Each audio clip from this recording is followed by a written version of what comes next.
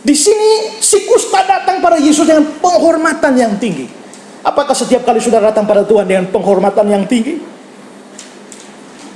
Ada banyak orang, bahkan di dalam berbakti pun tidak menghormati Tuhan. Saya pernah, saudara, satu kali khotbah di gereja. Sementara khotbah, jemaat terima telepon, ngomong lagi keras lagi. Ini bukan tidak menghargai saya, tidak menghormati Tuhan. Karena sementara khotbah, sementara firman Tuhan, ini tidak menghormati Tuhan. Pendeta besar Amerika, Billy Graham, itu punya kebiasaan berdoa. Jam tertentu dia masuk kamar berdoa, dia bilang sama pembantu, kalau saya berdoa, tidak boleh diganggu sampai saya keluar. Pembantunya sudah tahu. Satu kali dia berdoa, pembantunya ketok pintu, dan dia marah keluar. Kenapa mengganggu saya? Sudah bilang jangan ganggu. Dia bilang ini ada telepon. Kalau telepon suruh tunggu. Tapi pembantunya, tapi Pak, yang telepon ini bukan orang biasa. Siapa? Presiden Amerika. Billy Graham memang terkenal dekat dengan presiden-presiden Amerika. Lalu Billy Graham bilang apa? Bilang pada presiden suruh tunggu. Saya lagi bicara dengan raja segala raja. Suruh dia tunggu. Oh saudara, ini orang menghormati Tuhan. Berapa banyak kita? Saksi Yehova, Islam, mereka menghargai Yesus, tapi tidak percaya dia Tuhan. Kalau saudara percaya dia Tuhan, tapi tidak menghargai dia, tidak ada beda. Si kusta percaya dia Tuhan, sekaligus menghormati dia. Datanglah kepada Tuhan dengan penghormatan yang tinggi kepada dia. Yesus berkata, barang siapa menghormati Bapakku, dia menghormati anak. Barang siapa tidak menghormati anak, dia tidak menghormati Bapa. Jadi kalau orang bilang, saya mau menghormati Allah Bapa saja, Allah anak, Yesus tidak bisa. Kalau kita tidak menghormati Yesus, sama dengan tidak menghormati Bapa. Sekarang saudara, kalau saudara pergi ke rumah saya, kunjungan ke saya sangat menghargai saudara. Saudara datang bawa anak. Lalu saya jamu saudara di rumah saya, mari makan, saya sangat hormati. Silakan Pak, puji Tuhan, mari Pak silakan makan. Tapi anak saudara naik-naik di meja. Saya marah, saya pergi, saya tempelin anak saudara. Tapi saya bilang, mari Pak makan, makan lagi. Saya hormati saudara. Anak saudara naik-naik, saya pergi, saya tendang dia sampai roboh di bawah. Tapi saya menghormati saudara. Mari saudara, mari makan. Saudara tersinggung atau tidak? Kalau saudara waras, menurut saya saudara tersinggung. Karena kalau tidak menghormati anak, sama dengan tidak menghormati Bapa. Demikian juga saudara, Yesus anak Allah. Maka barang siapa menghormati dia, menghormati Bapanya. Barang siapa tidak menghormati dia, tidak menghormati Bapanya. Dia datang kepada Yesus dengan penghormatan yang tinggi. Datanglah kepada Yesus dengan penghormatan yang tinggi. Yang ketiga, dia datang kepada Yesus dengan kerendahan hati dan kepasrahan yang sungguh-sungguh. Lihat kata-kata dia, Tuhan, jika Tuhan mau. Dia sakit kusta, dia butuh kesembuhan, dia butuh pentahiran. Tapi dia tidak datang, Yesus sembuhkan saya. Tidak. Dia tidak bilang, Tuhan apapun terjadi, tahirkan saya. Tidak. Dia dengan rendah hati, dengan pasrah, Tuhan, jika Tuhan mau, Tuhan dapat mentahirkan aku. Tuhan, jika Tuhan mau. Maka dia datang kepada Tuhan, tidak paksakan kehendaknya. Dia datang kepada Tuhan, tidak mau supaya Tuhan ikut kehendak dia. Dia tahu dia tidak layak disembuhkan. Dia tahu bahwa dia tidak punya hak apa-apa. Seorang penafsir Kristen mengatakan bahwa orang Kristen seringkali datang meminta sesuatu kepada Tuhan seperti orang tagih utang. Memangnya Tuhan berhutang apa kepada kita sampai dia wajib menjawab doa-doa kita? Saudara, dulu saya pelayanan di Jawa, di Kediri. Lalu tahu-tahu di Kupang itu saya dengar pada zaman itu ada satu orang Islam mantan kiai lalu jadi Kristen. Lalu katanya diberikan karunia kesembuhan dan sebagainya. KKR di gereja-gereja bikin doa kesembuhan dan sebagainya. Lalu akhirnya ada orang dari sini kontak saya ke diri sana.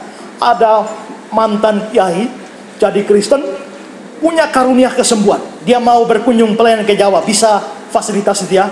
Saya bilang boleh. Lalu akhirnya saya fasilitasi datang KKR di gereja saya. Saya undang jemaat dan undang orang-orang sakit. Hari itu orang sakit banyak mau KKR. Orang buta, tuli, kanker, segala macam ada. Lalu saudara, dia berkhotbah. Habis berkhotbah, dia mau doa kesembuhan. Waktu dia mau doa kesembuhan, ini doanya mengagetkan saya luar biasa. Mengapa? Dia berdoa bilang begini, Tuhan Yesus, sekarang di depan saya ada orang buta, orang lumpuh, orang tuli dan sebagainya. Saya minta malam hari ini Tuhan sembuhkan mereka. Buat mujizat, sembuhkan mereka. Kalau Tuhan tidak buat mujizat, mereka tidak sembuh, saya akan kembali masuk Islam. Saya kaget luar biasa, saudara. Memangnya kalau dia masuk Kristen yang untung siapa? Bukan Tuhan. Dia masuk neraka pun Tuhan tidak rugi. Kalau kita selamat masuk surga, itu justru yang untung kita. Ya. Nah karena itu saudara, berapa banyak orang yang kalau mau berdoa, dia paksakan kehendak Tuhan. Tuhan harus ikut. Kalau Tuhan tidak ikut, kita lalu bikin protes. Kalau Tuhan tidak jawab doa saya tidak mau ke gereja lagi. Tuhan tidak mau gereja, saya tidak mau ngajar sekolah minggu lagi. Kalau Tuhan tidak ini doa saya tidak mau focus group lagi, saya tidak mau pelayanan dan sebagainya. Kita seperti memaksakan kehendak kita kepada Tuhan.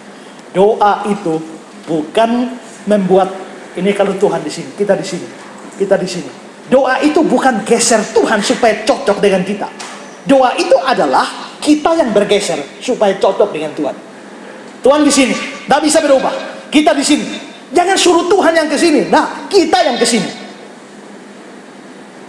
Satu hari di lautan gelap gulita tengah samudra, ada kapal dari sini, lalu muncul juga satu kapal dari sana. Satu kapal dari sana, satu dari sini. Tapi kegelapan, badan kapal tidak terlihat.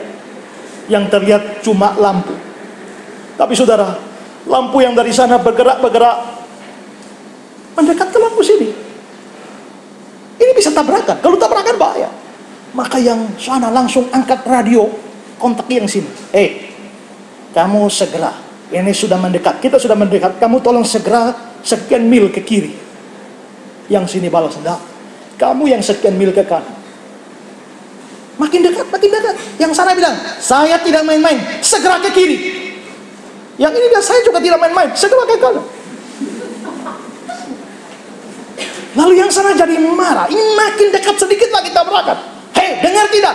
Segera ke kiri. Yang sini juga, kamu juga dengar tidak? Segera ke kanan.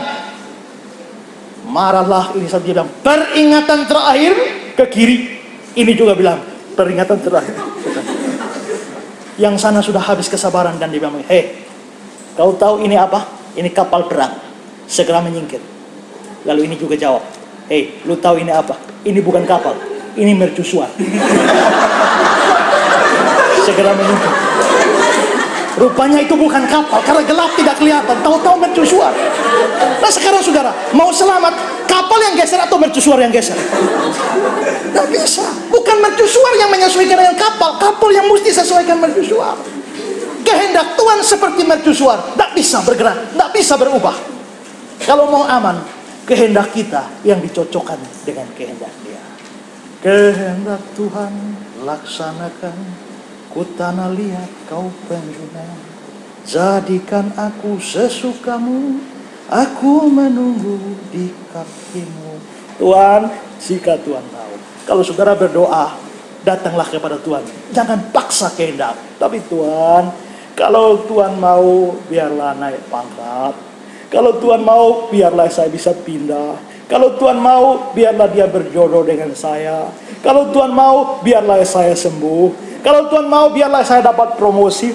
Jika Tuhan mau. Jadi bukan maunya kita. Yesus ajar doa Bapa kami. Jadilah kehendak-Mu di bumi seperti di surga. Bukan kehendak kita. Si kusta datang kepada Tuhan. Biarpun dia butuh kesembuhan, tapi dia tidak paksa. Dia penuh kepasrahan, kerendahan hati. Jika Tuhan mau. Terakhir, sudah terlalu panjang. Terakhir, si kusta ini datang kepada Yesus dengan keyakinan Yesus sanggup menolong dia.